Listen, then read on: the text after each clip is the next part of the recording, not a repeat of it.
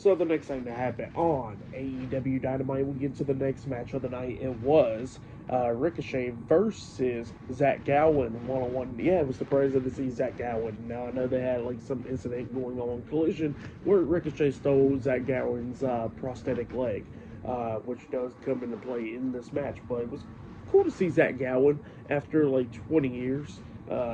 Finally appear on national TV, which was pretty great. He was doing pretty good against Ricochet, doing everything that he could do. At one point, he actually hit Ricochet upside the head with the prosthetic legs, and the way how he did that without getting disqualified was because Ricochet at one point grabbed a pair of scissors, and the referee had to take it out of his hands. And while the referee was putting that up, that's how Zach Gowen hits Ricochet with the prosthetic leg. Well, then he only gets a 2 count out of that. At one point, Ricochet did hit the shooting star press. He got a 2 count out of that as well. But then at the ending, we see Zach Gowen taking control. He climbed up the top turnbuckle, jumping off with the moonsault, but then Ricochet moves out the way, so Zach Gowen crashed and burned right there. And then that's when Ricochet hits the spirit gun onto Zach Gowen, pinning him for the 3 count. So yeah, Ricochet defeated Zach Gowen tonight in a one-on-one match.